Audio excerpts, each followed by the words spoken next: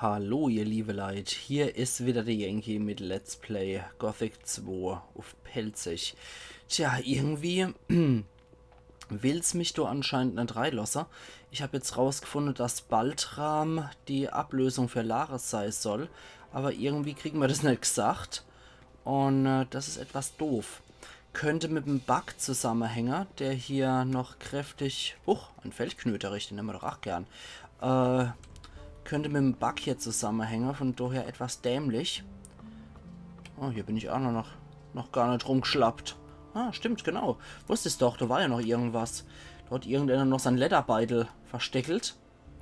So, gucken wir doch gerade mal. Nicht, dass der sich jetzt auch noch aufhängt, wenn ich ihn öffne. Aber es dürfte eh nur so ein kleiner sein, so ein 25er. Gut, und das funktioniert auch ohne, dass sich das Spiel aufhängt. Also schon mal nicht schlecht. Okay, dann probieren wir es halt nochmal mit Lares. Ich probiere es jetzt einfach noch einmal mit Rüstung und Ring und Pipapo und allem, was dazu gehört, dass es gerade so kracht. Und dann hoffe ich, dass der mich irgendwie erkennt als solcher. Wenn nicht, dann fordere ich das Ornament zurück und bringe es halt selber hier. So, nicht schwere Milizrüstung hier. Okay, Kerl. Hör ich mal zu. Hier.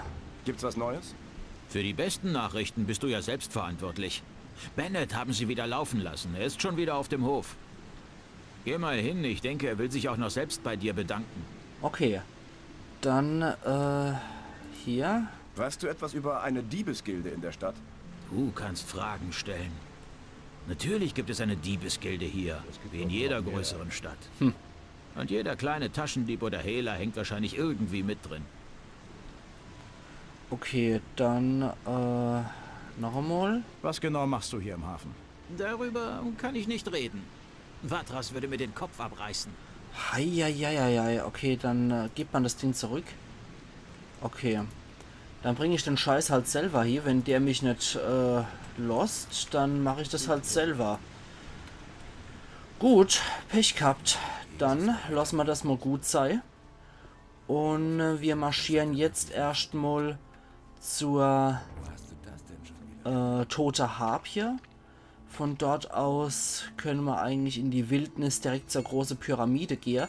Aber, es ist eigentlich schon sackenspät. Es ist 19:18 Uhr. Und ich steht Sache, da ihr nachts euch bisher des Öfteren beschwert habt, dass man nichts mehr sieht, würde ich eigentlich die Nachtphase eher zum Schlafen nutzen, wenn das möglich ist. Deswegen schleppe ich jetzt zu Onas Hof und versuche dort irgendwo in der Shire zu pennen, wenn das möglich ist. Und dann schauen wir mal, dass wir das recht gut über die Bühne bringen. So, Moment, genau. Wir müssen jetzt zur Tote Harpie, nämlich extra Larve. Dafür haben wir jetzt unseren Ork oder unseren Ork-Höhle-Teleport. Nennen wir es einfach mal so. Ups, da wollte ich hoch. Ja, jetzt kommt wieder diese esoterische Wildnismusik. Genau, da war die Ork-Höhle. Dann können wir Dora jetzt besitzt und leitet ihr eine berühmte Höhle. So, das ist jetzt nämlich meine. Die habe ich von Orks und von einem Wolf befreit. Deswegen ist es jetzt meine. Da ist auch schon das Feierler. Aber erst einmal... Gegüchs. So, Butlerfleisch liegt hier noch rum. Ah, das sind einfach nur irgendwelche blaue Pilze. Okay, ich habe schon gedacht, das wäre irgendein Erz oder sowas. Das leuchtet ja auch immer so verdächtig blau. So, da ging es zum Minental. Und darunter ging es zu Onas Hof. Feuernessel sind hier auch noch. Wunderbar. Ich spare ja eigentlich auf meine 20 Lernpunkte hier, dass ich einen Stärketrank brauen kann. Weil das wird definitiv hilfreich sein. Je mehr Drachewurzel wir finden, desto besser wird es auch für uns sein. Deswegen sollten wir Ausschau halten noch Kronstöckel und noch Drachenwurzel. Ah ja, Lurker, genau. Die kann ich jetzt auch locker killen, die Biester. So, zack. Und die machen mir kaum noch Schade, dank meiner äußerst schnieke Ritter... Alter, hat er mich jetzt erschreckt. Kam hier aus dem Nichts raus, dieses Mistvieh. Der hat seinem Namen als Lurker alle Ehre gemacht. Alter Falter. Der hat mir mal richtig fett aufgelauert. So. Okay. 2 Pilze gefressen und die Welt sieht wieder gut aus. Aber da ist noch so ein hässlicher Suchender. Deswegen sollte ich hier die Yankee Ends machen. Und, tja, nimm das, grässlicher Unhold. Aber bevor du mich wieder besessen machst oder so. Okay, sehr schön. Tja. Versuch dein Glück, du Scheißkerl. So, dich prügel ich wieder den ganzen Weg bis zur Taverne hoch. Oder in das Seerei. Ersatzweise prügel ich dich ja in das Seerei. Wie es dir lieber ist, Herr Baron. So. Ich habe jetzt auch einen wesentlich besseren Feuerschutz. Von daher ist mir das relativ egal. So. Autsch. Okay, ich muss dann anscheinend wirklich bis in das Seerei prügeln. Ah ne, hier, bei der Kante ist Schluss. Ich wollte eigentlich die Richtung ändern, deswegen habe ich mal kurz innegehalten. Aber er will es anscheinend nicht anders. Du mieser Scheißtyp! So, na also, geht doch. Okay, wunderbar. Dann hat sich das jetzt auch erledigt. Dann kann ich mal noch hier so einen Trank und ein bisschen Fleisch petzen. Ach, Alter, dieses Geräusch ist so eklig. So, dann geht's weiter Richtung Onas Hof. Damit wir wenigstens mal diese Rune schon hin. Bling, bling, bling, bling. So, also Suchende versuche ich eigentlich so gut wie möglich. Oh, die haben aber jetzt noch ein bisschen Viehzeugs bei sich. Ja, komm. Da kann ich auf ins Gefecht gehen. So, Deep in the Woods. Komm her, du kleines Mistvieh. So. Für dich ist auch noch was da.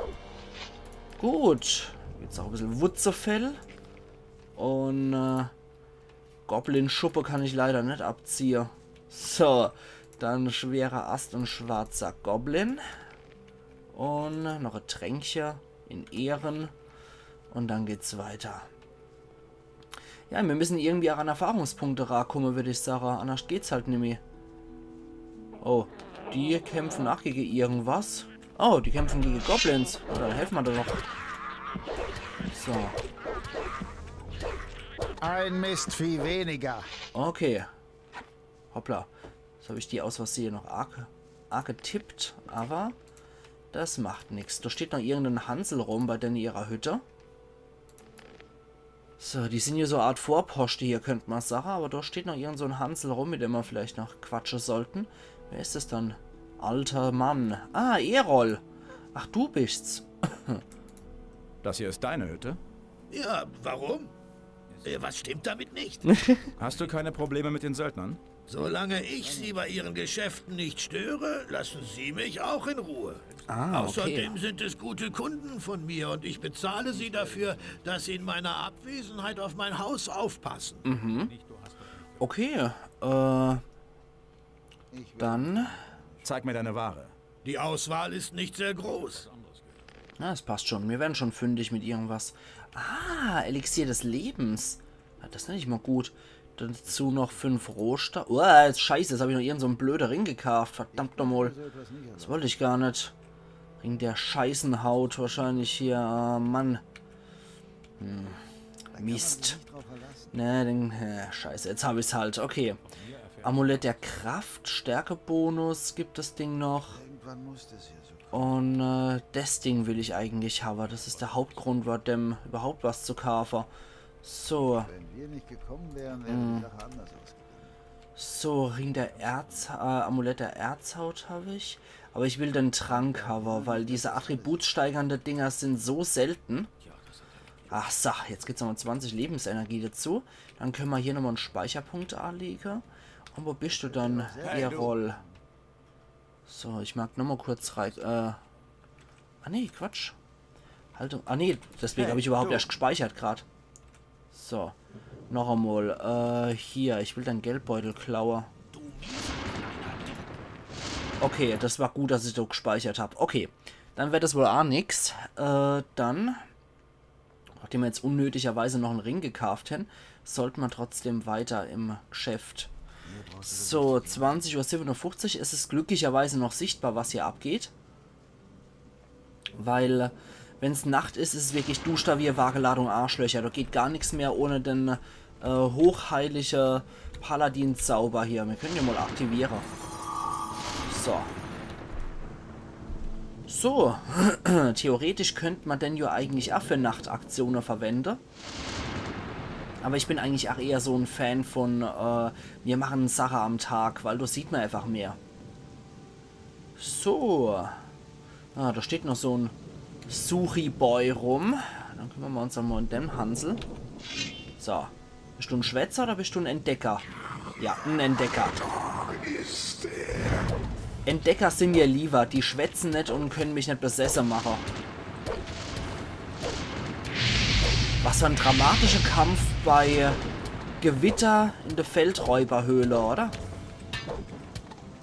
So richtig schön melodramatisch. Und der Fels verprügel ich auch noch mit. Und die Söldner machen nichts gegen die Typen. Das wundert mich schon ein bisschen. Ey! Das war eben viel zu lange Pause dazwischen. Ey. Ich muss anscheinend wieder so kämpfen. Weil so störe ich den viel eher, als wenn ich den Links-Rechts-Schwenk mache. Alter, stirb! Verreck! Na also. Mann, oh Meter, da haben diese Typen meistens auch nie so Elixier der Heilung oder so dabei. Das ist schon etwas gemein. Okay. Dann wird es Zeit, sich hier mit Pilze voll zu stopfen. Bis gar nichts mehr geht. So. Okay. Gut. Alerhaupt. In der Höhe liegt da auch gut, der Mistkerl. Ja, mein Licht verzerrt sich auch immer weiter. Das hält nicht so lang, glaube ich. So, die Söldner werden auch nicht allzu begeistert sein, wenn hier so ein hochheiliger Paladin mit Laterne überm Schädel hereinspaziert. Deswegen speichere ich erstmal. So, und... Okay, das sagt nichts. Na gut. Dann sollte man mit Bennett... Ah, du hier, unseren... Sieh mal einer an. Was willst du? Hast dich den Stadtpennern angeschlossen, wie ich sehe. Ich sag dir was. Egal welche Klamotten du dir auch anziehst, ich durchschaue dich. Für mich bist du nur ein kleiner, schmieriger Tagedieb, nichts weiter. Ja, das hätte Ach gesagt, wenn wir die Söldnerrüstung hätten. Aber von daher... Was ist dein Problem? Leute von deiner Sorte kenne ich. Große Schnauze, nichts dahinter. Naja. Jemand, der sich groß rausputzt und von seinen Heldentaten prahlt, ist mir zuwider. Erst gestern noch habe ich einem der Jungs hier die Fresse poliert, weil er behauptet hat, dass er einen schwarzen Troll mit einer Hand auf dem Rücken zur Strecke bringen kann. Ja und? Was soll das heißen? Ja und? Hast du überhaupt schon mal einen schwarzen Troll gesehen, du Großmaul? Ja, und auch Weißt du eigentlich, ungebraucht. wie groß diese Ungeheuer sind, Mann? Wenn du ihnen nur einen Schritt zu nahe kommst, reißen sie dich glatt in Stücke. So, hier. Ich habe schon einen schwarzen Troll getötet. Dir juckt wohl das Fell, was? Ich sollte dir den Kopf abreißen, aber ich habe eine bessere Idee. Wenn du so ein toller Kämpfer bist, dann beweise es. Was habe ich davon? Blöde Frage. Deine Ehre und einen heilen Unterkiefer? Ein bisschen dünn, findest du nicht? Sagen wir, ich würde dir eine Menge Geld bezahlen, wenn du mir das Fell eines schwarzen Trolls bringen kannst. Wie hört sich das an? Besser. Ja. Worauf wartest du dann noch? So, dann machen wir erstmal hier nochmal einen Speicherpunkt, damit der Typ das Zeug kriegt. Und wenn er kein Geld rausrückt, dann verprügel ich ihn. So, hier. Ich habe das Fell eines schwarzen Trolls. Nicht möglich. Zeig her. Wahnsinn. Was willst du dafür haben? Gib mir, was du hast. Okay, ich gebe dir 500 Goldmünzen dafür und Okay. lege noch 3 starke Heiltränke obendrauf. Das ist Was fair. meinst du? Das ist fair. Jetzt ist der Typ endlich mal umgänglich. Das ist fair. Gekauft. War mir ein Vergnügen. Jo, das ist definitiv alles im Rahmen. Deswegen Das war jetzt mal das einzigste Mal, dass der Typ umgänglich war. So, Kerl. Ich glaube, ich hau dir mal ein bisschen aufs Maul. Was? Das ist genau das, was du jetzt brauchst. Ich bin wohl bisher zu nett zu dir gewesen, Nur was? einmal, ja. Die hauen sich den Schädel ein. Die hauen sich den Schädel ein. So, dann komm mal her. Mittlerweile bin ich richtig gut geschützt, Kerl. Jetzt kann ich einmal ordentlich Schlägerei stecken. Ja, gib's ihm. Nein. Hör nicht auf. Dann komm mal her. Mein Gott, ein Kampf. Parier doch. Mein Gott, ein Kampf. Schlag doch drauf. Weil bei der Söldner gibt's dann auch so Quests, dass ich die Leute von Silvio verdreschen muss. So, jetzt kriege ich nämlich auch wieder mein schwarzes Trollfell zurück. Und wenn der Typ zu schwach ist, das mir abzunehmen, ist das halt so. Ganz einfach. Okay, dann petze ich mal noch ein paar Pilze rein. Und dann ist alles wieder gut. So. Ich wundere mich über Darüber reden wir noch. Ach ja, vielleicht. Man darf So. halt nicht alles glauben, was man hört. Und, Kerl, wie sieht's aus? Du, Ist ja schon gut, du hast gewonnen. Was willst du? Das hat er doch vorher gewusst. Okay, okay, hast du was dagegen, wenn ich als Söldner anfange? Das wäre das Einzigste gewesen, was ich du hätte sagen können, damit der mich überhaupt akzeptiert. Aber passt schon. Ich suche jetzt nochmal Bennett, damit der sich nochmal bei mir bedanken kann. Da ist er doch. Da pennt er wie ein Baby. Was ist los? So, Bennett. hey du. Mann, ich hatte echt schon geglaubt, dass die mich hängen. Ist ja noch mal gut gegangen. Das kannst du wissen. Du hättest mal das Gesicht von dem Soldaten sehen sollen, als der mich rausgelassen hat. Der hatte sich vor Angst fast in die Hose gemacht. Ach gut. Da fällt mir ein, ich hab was für dich. Was meinst du? Ein Geschenk. Okay. Erstmal hier. Was für ein Geschenk? Wir haben von den Drachen gehört, die im Tal sein sollen. Sie sind da. Schon gut, ich glaub dir ja. Jedenfalls habe ich mir gedacht, dass du dich sicherlich bei der anstehenden Drachenjagd beteiligst. Und? Ich habe hier ein Amulett. Ich denke, du hast dafür eine bessere Verwendung als ich. Okay. Dankeschön. Dann. Bring mir bei, wie man magische Erzwaffen schmiedet. Solange du keiner von uns bist, es gibt nur sehr wenig. Ja, bla bla bla, das lassen wir mal sein. Dann haben wir erstmal das. Was brauchst Bla bla bla. Erzbrocken nehme ich doch liebend gern, genauso wie Rohstahl nehme ich auch liebend gern. Mein Crawler-Gürtel zusammen mit Crawler-Rüstung. Ja, das muss ich bei Wolf aufrohren. Zusätzlich kann ich dem hier den Schampel noch verkaufen. Und 10 von den schweren Äste kann er auch noch haben. So, dann soll ich aber das hier noch. Hier ist das Amulett. Repariere es für mich. Alles klar. Bis morgen werde ich die neue Fassung angepasst haben. Du kannst es dir dann bei mir abholen. Perfekt. Gut, dann ist der gerade bei das heiligste Artefakt der Kirche hier zu reparieren. Und ich kann noch mal zu Lee, wenn ich da überhaupt rein darf. Ja, darf ich. Ja. Cord kommt hier ganz stocksteif mit seinem Stock im Bobbes reinmarschiert. Gorn ist auch wieder mit dabei, wie ich sehe. Cord, hier, Gorn. So, hi. Alles klar bei dir? Du hast meinen Arsch gerettet, Mann. Das vergesse ich dir nie. Ja, was, Wesley Snipes? Was willst du kein jetzt machen? Problem. Ich denke, ich werde mir erstmal den Bauch vollschlagen. Und Mach dann? das mal. Mal sehen. Vielleicht gehe ich in die Minenkolonie zurück. Jemand sollte ein Auge auf die Orks werfen. Sonst stehen sie plötzlich ohne Warnung alle hier vor der Tür. Okay, alles klar. Gut. Von Gorn haben wir aber auch noch ein paar Erfahrungspunkte abstauben können. Dann sollten wir... Wo ist er dann? Nee, das ist Khalid. Keine Ahnung, wer das eigentlich ist. Lee. Mein lieber Freund, du hast da, glaube ich, eine Rune für uns, oder? Ah, gut, dass du kommst. Wir haben ihn Was gibt's? doch noch. Das hier habe ich in der alten Kapelle gefunden. Es ist eine magische Rune. Ich glaube, sie teleportiert dich direkt hierhin zum Hof. Genau. Ich dachte, du könntest sie vielleicht gebrauchen. Auf jeden Fall. Auf jeden Fall. Ich Aber sehe, du hast dich in den Dienst der Paladine gestellt. Tja, Söldner kannst du nun nicht mehr werden. ja, das kann man so Wer sagen. weiß, vielleicht kannst du das eine oder andere Mal etwas für mich tun. Oder ich für dich. Wir werden sehen. Schauen wir Ich mal. wünsche dir jedenfalls alles Gute. Ja, Aber lass dir ja nicht einfallen, mich zu verschaukeln, klar? aber wir sind doch Kumpels. So, Ich komme aus dem Minental. Die Burg dort wurde von Drachen angegriffen. Also doch. Lares hat erzählt, dass in der Stadt Gerüchte über Drachen kursieren. Ich habe es nicht geglaubt. Was ist mit den Paladinen? Sie sind ziemlich dezimiert worden. Gut, vielleicht wird das Lord Hagen dazu bringen, mit seinen Männern ins Minental zu ziehen. Je weniger Paladine sich hier aufhalten, desto besser. okay, das wird ja auch noch lustig. So weiß ich ja auch noch, was kommt.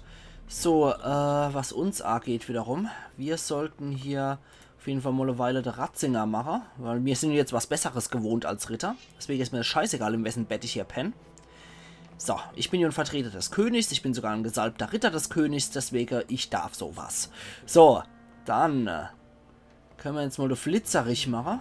Wir können erstmal Bennett fragen, wie es ausschaut. Aber danach könnten wir den Flitzerich machen. Hodges. Ach, das war der Typ, Hey, ja. du. Okay. So, Kerler. Yep. Ist das Amulett fertig? Perfekt. Ja, hier. Ich musste eine neue Fassung für den Stein fertigen. Ich habe die ganze Nacht dran gearbeitet und Super. es ist wie neu. Fast wie mit per Woll gewaschen. Vielen lieben Dank, mein lieber Bennett, der nicht nur Waffe- und Grobschmied ist, sondern ach, Goldschmied. So, Wolf. Minecrawler-Rüstung, wie wäre dann sowas? Ich habe gehört, du kannst Rüstung aus Crawlerplatten herstellen? Stimmt. Von wem hast du das gehört? Ein Jäger namens Gestart hat mir davon erzählt. Kannst du mir so eine Rüstung herstellen? Klar, bring mir 10 Crawler-Platten. Dann Hab mach ich. dir eine. Wie viel willst du dafür haben? Ach, lass gut sein. Ich mach sie dir umsonst. Cool. Um der alten Zeiten willen. Ja, danke. Eine Minekolonie habe ich ja so ein Ding gehabt. Und das war die zweitbeste Rüstung im Ich habe die Spiel. Crawlerplatten für die Rüstung. Gut, immer her damit. So, dann hier. Okay, wo ist die Rüstung? Ich werde sie dir zusammenbauen. Komm morgen wieder.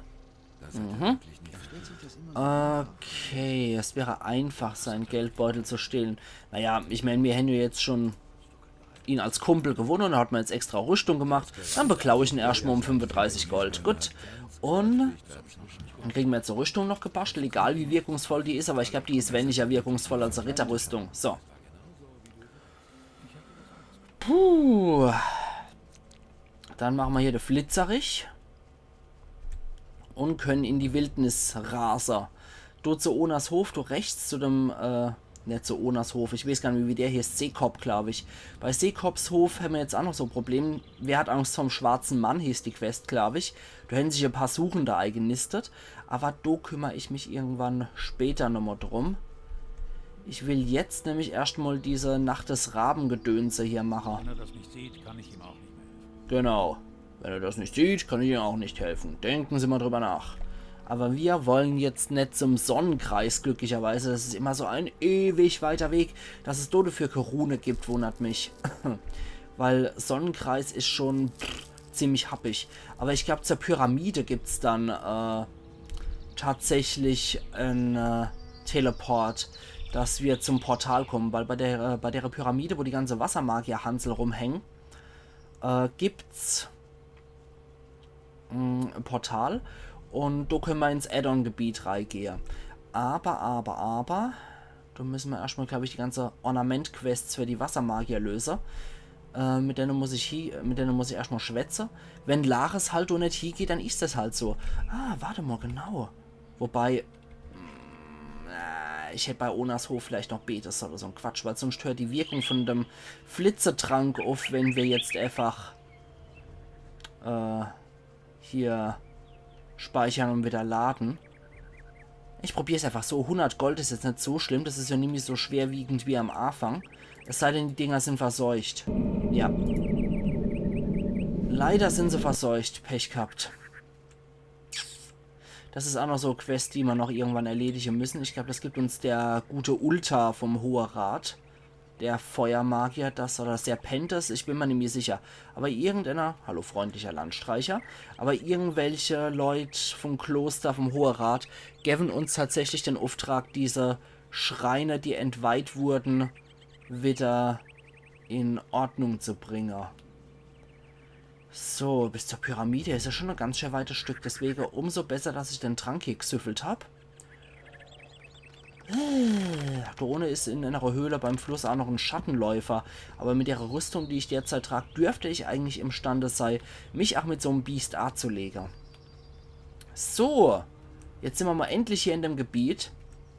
Bei der großen Pyramide. Du müsst auch die Ausgrabung sein von der Wassermagier. Hupsala. Gleich mal bei 2 Snapper gelandet. War lauter schnell. So, einer ist schon mal tot. Weil dafür hätten wir Lares eigentlich schon gebraucht am Anfang, dass der sich für uns um die Biester kümmert. Aber derzeit sind wir eigentlich stark genug, um uns mit solchen Monster persönlich auseinanderzusetzen. So, du dürfte die Ausgrabung sein, ne? Die Wassermagier sind ja allesamt auch Archäologe. Deswegen läuft die Geschichte. Hier ist dann ihr Gedöns. Hier ist dann ihre Ausgrabung. Aber ich kann mich jetzt erstmal hier in aller Ruhe umgucken. Das ist ja irgendeine verlorene Stadt von einer alten Hochkultur. Links, rechts, links, rechts, links, rechts, links, rechts. Ja. Oh, was war denn das von Shannering jetzt? Lebenskraft. Oh. Harnisch-Amulett, Schutz vor Waffen. Könnte das von Bennett sein. Okay, das ist nicht magisch mehr, das Ding. Die Fassung des Amuletts ist intakt. Der Edelstein ist matt und kraftlos. Ring der Lebenskraft, Ring der Scheißenhaut, Erzhaut. Ah, das war ein Feuerring. Sehr schön. Ah, ich wünschte, als im archäologischen Befund hätten wir mal wirklich Städte, die dermaßen tippitoppi erhalten sind. Weil, normalerweise findet man nichts anderes als die Grundmauern. Und bei der Grundmauer hat man normalerweise schon Glück bei einer Stadtgrabung. Im Normalfall ist es eher Kellerstücke, die man noch findet. Irgendwelche Kellerfundamente, die noch übrig sind. Aber solche Gebäude zu finden, ich glaube, das wäre schon so ein kleiner Traum meinerseits, dass ich mal bei einer Grabung dabei bin, deren Gebäude wirklich noch aus Stäh aktiv und gut erhalten sind und nicht immer nur die Kellerfundamente auszugraben. Und das auch nur bei Stähgebäuden oder bei Fachwerkhäusern, die ihr Stähfundament überhaupt erst haben. Normalerweise, wenn man Holzhäuser hat oder ähnliches, findet man maximal nur noch die Baugrube-Spuren. Eventuell auch noch zusätzlich zu einer Baugrube findet man möglicherweise auch noch Pfostengrube. So, das war dann aber wirklich so ist bei Holzgebäude so das Nonplusultra, was man noch finden kann, würde ich sagen. Okay, jetzt haben wir hier das ganze Gold noch eingesackt. Normalerweise wird man so Goldstücke dann in situ aufnehmen und nochmal extra einmessen, also so wie sie liegen. Rechts, links, links, rechts. Rechts, links, links, rechts, rechts. Rechts, links, links. 1, 2, 3, 4, links. Okay. Gut, sehr schön. In situ ist eigentlich auch schlechter. 130, 130, okay. In-situ-Funde sind eigentlich immer das Wichtigste. Das heißt, so wie die Dinger vor Ort angetroffen werden und dann direkt in deren Lage dokumentiert werden. Das ist für Archäologen immer das Wichtigste, weil es kann sich viel danach bewegt haben etc. pp. Und wir müssen einfach feststellen, wie viel hat sich bewegt oder ist es logisch, dass sowas auf natürlichem Weg stinknormal so zum Beispiel ins Grab gelegt wurde.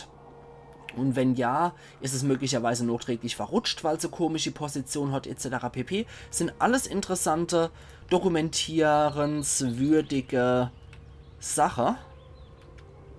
Deswegen, wenn jemand sagt, oh ja, irgendeiner hat es jetzt raus, oder beziehungsweise irgend so ein Wannabe-Archäologe, so ein Sondegänger, ah ja, ich habe das jetzt so ausgegraben, Hauptsache die Funde sind da, stimmt's? Das ist absolute Quatsch.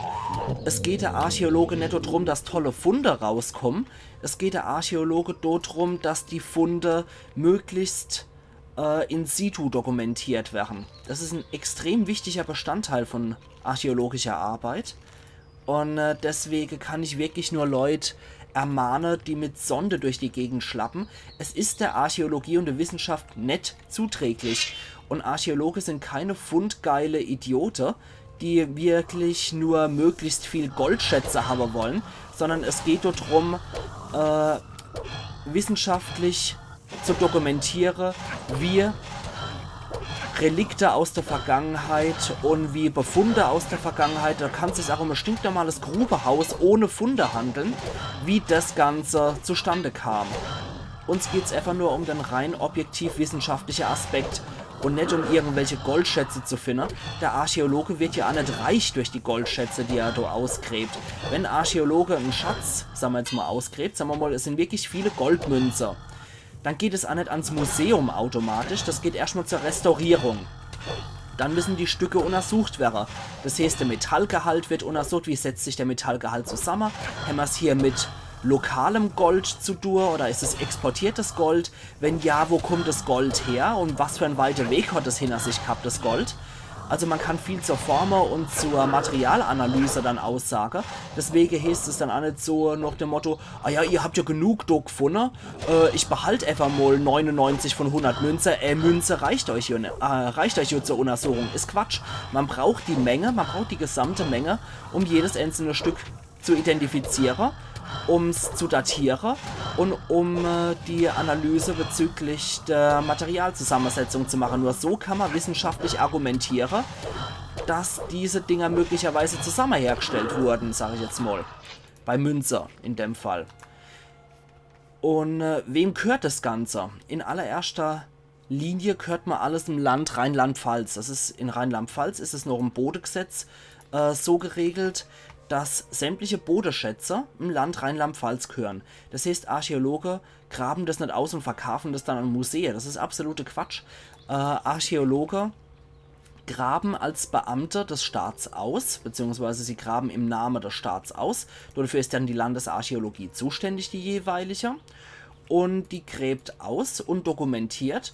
Und das ganze Zeug, was dann restauriert und untersucht wird, das wird anschließend als Leihgabe Museen zur Verfügung gestellt.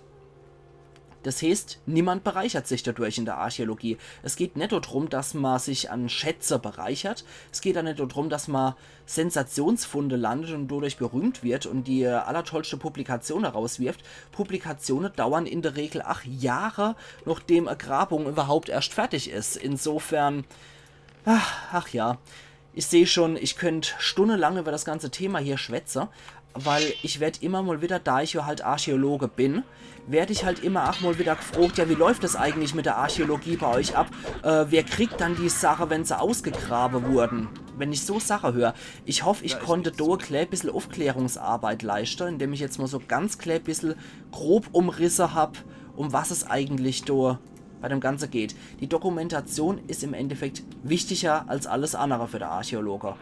Damit wir ein möglichst klares Bild oder eine klare Hypothese zumindest von der Vergangenheit und von deren Spuren interpretieren können.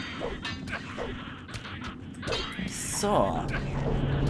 Aber jetzt kümmere ich mich erst um die kleine Goblin-Plage, die sich hier auftut. Es werden ja immer mehr von der kleinen Knottelhansel. Huch, da ist ja noch so ein Krieger dabei. Das ist der einzigste richtige Gegner, den wir hier gehabt haben in dem Loch. So. Die anderen geben einfach noch gut Erfahrungspunkte. Aber der Goblin-Krieger war durchaus etwas größere Herausforderung im Vergleich zu seiner kleinen Spießgeselle, die er bei sich gehabt hat. So. Ich höre, war hier auch irgendwo noch Minecrawler durch die Gegend. Kriecher, da hat er sogar rostige Schwerter bei, deswegen ist er der Chef. So, ich steht aber auch Sache, ich mache so bald wie möglich hier noch meinen Cut, nachdem ich hier alles eingesammelt habe. Und, ja, die Stelltafel hätte ich auch ganz gern. Da sind noch ein paar Lederbeutel. So, so ein großer Heiltrank könnte ich jetzt schon gebrauchen. Dann gucken wir uns mal an, was hier die Lederbeutel noch intus haben. Und 2,25er sind's. Okay, dann würde ich sagen, ich speichere hier. Mache hier nochmal die Truhe auf. Rechts, links, links, rechts, links, rechts. Perfekt, 100 Goldmünze und Silberpfeile. Dann mache ich noch die Lederbeutel auf.